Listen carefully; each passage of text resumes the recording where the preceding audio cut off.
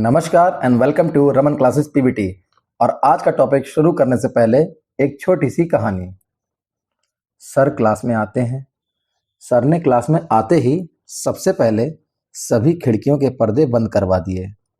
कमरों में एकदम अंधेरा हो गया। बच्चे थोड़े हैरान हुए। एक बच्चे ने पूछा, सर पर्दे क्यों बंद कर दिए? सर ने मुस्कुराते हुए कहा, अच्छा ये बताओ तुम्हें क्या दिख रहा है? क्लास से आवाजें आईं, कुछ नहीं सर, बिल्कुल अंधेरा है। सर बोले, अब ध्यान दो। और फिर सर ने खिड़की का पर्दा थोड़ा सा खोल दिया। सूरज की एक पतली किरण सीधे फर्श पर आकर पड़ी। पूरी क्लास में एक सुनहरी रेखा चमक उठी। सर ने उस चमकती हुई रोशनी की तरफ इशारा किया और पूछा, अब बताओ क्या हुआ? एक बच्चा बोला, सर अब दिखने लगा। सर ने कहा, लेकिन सवाल यह है, पहले क्यों नहीं दिख रहा था? एक बच्चे ने जवाब दिया, क्योंकि रोशनी नहीं थी सर। एकदम सही, मतलब साफ है। हम दुनिया को इसलिए देख पाते हैं क्योंकि प्रकाश मौजूद है। अब सोचो, अगर यह रोशनी बिल्कुल ना हो तो क्या हम एक दूसरे को देख पाएंगे? क्लास ने एक साथ कहा, नहीं सर। सर मुस्कुराए और बोले, तो फिर सवाल उठता है, यह प्रकाश है क्या? यह कहाँ से आता है और यह फैलता कैसे है? अब पूरी क्लास ध्यान से सुन रही थी और सर ने कहा, देखो बच्चों, यह सिर्फ साधारण रोशनी नहीं है, यह एक ऊर्जा है। और एक ऐसी ऊर्जा जो बिना किसी माध्यम के लाखों किलोमीटर की दूरी तय करके सूरज से धरती तक पहुंचती है। और सबसे मजेदार बात, यह प्रकाश हमेशा एक सीधी रेखा में चलता है। फर्श पर पड़ी उस सुनहरी किरण की तरफ देखो, बिल्कुल सीधी लाइन, कोई मोड़, कोई टेढ़ापन नहीं। एक बच्चे ने पूछा, सर लेकिन रात में तो सूरज नहीं होता, फिर भी बल्ब जलाने से रोशनी हो जाती है। वाह, बहुत बढ़िया सवाल। बिल्कुल सही, प्रकाश सिर्फ सूरज से नहीं आता। बल्ब, मोमबत्ती, चांद, तारे, ये सब भी प्रकाश देते हैं। लेकिन असली सवाल यह है, इनमें से कौन खुद रोशनी बनाता है और कौन सिर्फ किसी और की रोशनी को परावर्तित करता है? जैसे कि चांद। क्या तुम्हें पता है कि चांद की अपनी कोई रोशनी नहीं होती, वो तो बस सूरज के प्रकाश को हम तक वापस भेजता है। बच्चे पूछते हैं, सर सच में? सर ने कहा, हाँ, और ऐसी कई मजेदार बातें हैं प्रकाश के बारे में, जैसे प्रकाश की परछाई कैसे बनती है, आईने में हमारी तस्वीर क्यों दिखती है, पानी में डाली गई पेंसिल टेढ़ी क्यों लगती है, इंद्रधनुष के 7 रंग कहाँ से आते हैं। ये सब प्रकाश के गुणों और नियमों से जुड़ा है। तो आज की वीडियो में हम पढ़ेंगे प्रकाश और उसके गुण, और आगे की वीडियोस में हम लोग पढ़ेंगे प्रकाश से जुड़ी अन्य घटनाएं और उनके नियम, जैसे कि परावर्तन, अपवर्तन, और भी बहुत कुछ सीखेंगे। तो तैयार हो जाओ, क्योंकि आज के बाद तुम रोशनी को सिर्फ देखोगे नहीं, बल्कि समझोगे भी। तो सभी लोग हेडिंग डाल लो, प्रकाश। सबसे पहले देखेंगे कि प्रकाश है क्या। तो अभी हमने बात करी ही थी कि प्रकाश ऊर्जा का वह रूप है जिसकी सहायता से हम वस्तुओं को देख सकते हैं। ठीक, अब ये तो ठीक है, बात समझ में आ गई कि प्रकाश वह ऊर्जा है जिसके जरिए हम अपने आसपास की वस्तुओं को देख पाते हैं। लेकिन हम देख कैसे पाते हैं? जैसे मेरे सामने कुर्सी पड़ी है, मेज पड़ी है, तो मैं ये देख कैसे पाता हूँ? ठीक, तो देखने का क्या तरीका होता है कि प्रकाश पहले इन वस्तुओं से टकराता है और इन वस्तुओं से टकराने के बाद हमारी आंख में आता है, फिर उन वस्तुओं का प्रतिबिंब बनता है, तभी हम वस्तुओं को देख पाते हैं।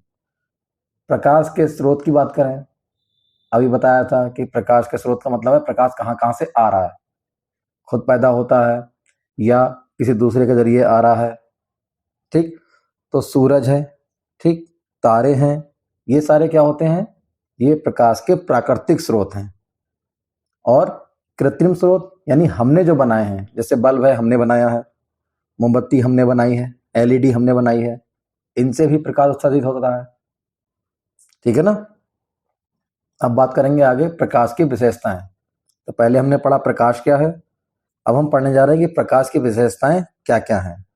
तो सबसे पहली विशेषता जिसका हम लोग जिक्र भी किए थे वो है कि प्रकाश एक सीधी रेखा में चलता है। इसे बोलते हैं हम रज्जु रेखीय संचरण। प्रकाश एक सीधी रेखा में चलता है और सीधी रेखा में चलने की वजह से ही छाया बनती है। अगर प्रकाश सीधी रेखा में नहीं चलता तो जैसे हमने प्रकाश के एक किरण आ रही है या बल्ब के सामने हमने हाथ रखा तो हमारे हाथ की छाया बनती है। अगर वो सीधी रेखा में नहीं चल रहा होता तो प्रकाश की किरणें मुड़ के वहां पर चली जाती हमारे हाथ से आर पार और वहां पर छाया नहीं बन पाती। ठीक, सूर्य ग्रहण, चंद्र ग्रहण, ये भी किसी कारण छाया बनती है उसमें।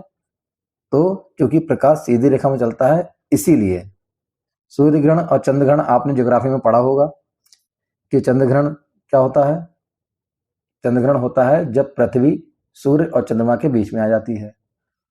और सूर्य ग्रहण क्या होता है जब चंद्रमा पृथ्वी और सूर्य के मध्य आ जाता है।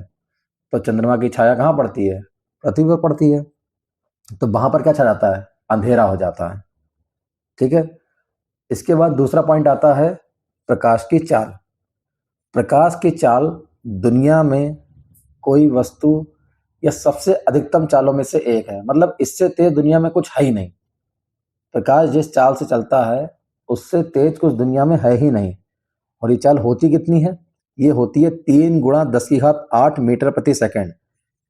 ठीक है, कोई द्रव्यमान वाली वस्तु प्रकाश की गति से तेज नहीं चल सकती, ये बात ध्यान रखना आप लोग। ठीक है, प्रकाश से जुड़ी अन्य घटनाएं कौन कौन सी घटनाएं, अभी हमने पहले बताया था परावर्तन। परावर्तन मतलब क्या होता है, किसी सतह से प्रकाश का टकराना और फिर टकराकर वापस लौट जाना, इसे हम बोलते हैं प्रकाश का परावर्तन या रिफ्लेक्शन। ठीक, एक और घटना का जिक्र किया था कि पानी में पेंसिल जो होती है जब डुबा के हम रखते हैं तो टेढ़ी दिखाई देती है, इसको हम बोलते हैं अपवर्तन की घटना। ठीक है, एक तीसरी और घटना है वर्ण विक्षेपण। ये सारी घटनाओं को डिटेल में हम लोग पढ़ेंगे आगे की वीडियो में। ठीक, वर्ण विक्षेपण क्या होता है, जब प्रकाश की किरण यानी सूरज के प्रकाश की, जिसे हम बोलते हैं श्वेत प्रकाश, श्वेत प्रकाश जब गुजरता है प्रिज्म से तो वो अपने 7 रंगों में विभक्त हो जाता है, तो इसे बोलते हैं वर्ण विक्षेपण। ठीक, अब प्रकाश की प्रकृति होती कैसी है, सीधी रेखा में हमने देख लिया ये घटनाएं दिखाती है। ठीक, और इसकी चाल इतनी है। अब इसकी प्रकृति कैसी होती है, तो वैसे तो प्रकृति कैसी होती है, द्वैत प्रकृति होती है, ड्यूअल नेचर रखता है। प्रकाश कण की तरह भी व्यवहार करता है और प्रकाश तरंग की तरह भी व्यवहार करता है। और तरंग भी कौन सी, उसे बोलते हैं वैद्युत चुंबकीय तरंग, इलेक्ट्रोमैग्नेटिक वेव। ठीक है, दृश्य प्रकाश, दृश्य प्रकाश का मतलब यह है सूरज से जब प्रकाश निकलता है तो उसमें बहुत कुछ होता है। बहुत कुछ का मतलब उसमें दृश्य प्रकाश का हिस्सा होता है, उसमें कॉस्मिक रेज होती हैं, उसमें इंफ्रारेड होती हैं, उसमें रेडियो वेव्स होती हैं। तो एक लंबा चौड़ा स्पेक्ट्रम है, उसमें से दृश्य प्रकाश, दृश्य प्रकाश का मतलब होता है जिसके जरिए हम वस्तुओं को देख सकते हैं, वो प्रकाश की बात कर रहे हैं। तो उसकी एक तरंगदैर्घ्य की एक लिमिट होती है, वो लिमिट कितनी है, 3900 एंगस्ट्रॉम से लेके 7800 एंगस्ट्रॉम। एंगस्ट्रॉम दूरी नापने की एक इकाई है और एंगस्ट्रॉम का मान होता है 10⁻⁻10 मीटर। ठीक है, और अभी हमने आपको बता दिया कि प्रकाश की प्रकृति कैसी होती है, द्वैत प्रकृति होती है। ये कभी वेव की तरह व्यवहार करता है और कभी पार्टिकल की तरह, कभी तरंग तो कभी कण।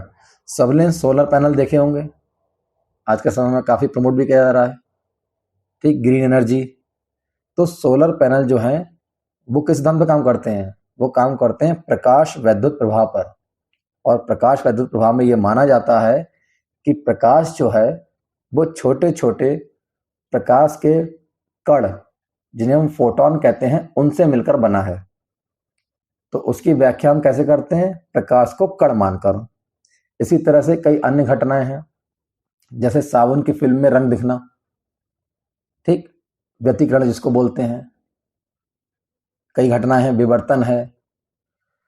तो इन सब घटनाओं का एक्सप्रेशन कैसे करते हैं हम लोग, प्रकाश की प्रकृति को तरंग रूप में मानकर। अब विवर्तन, व्यतिकरण ये आपके सिलेबस का हिस्सा नहीं है, तो इसलिए यहां पर मैं पढ़ा नहीं रहा हूं, लेकिन आपको थोड़ा सा बता रहा हूं। ठीक है, तो हमने क्या क्या समझ लिया कि प्रकाश क्या है, उसके स्रोत क्या हैं, उसकी विशेषताएं क्या क्या हैं। ठीक, सीधी रेखा में चलता है, अधिकतम चाल कितनी 3 × 10⁸ मीटर प्रति सेकंड। उससे जुड़ी प्रमुख घटनाएं जो कि आपको पढ़नी है, परावर्तन, अपवर्तन, वर्ण विक्षेपण। तरंग की तरह चलता है। दृश्य प्रकाश की तरंग दैर्घ्य की जो रेंज है वो है 3900 एंगस्ट्रॉम से 7800 एंगस्ट्रॉम, और यह ड्यूअल नेचर रखता है, यानी कि द्वैत प्रकृति रखता है, तरंग और कण दोनों की। अगली वीडियो में हम शुरुआत करेंगे प्रकाश के परावर्तन से।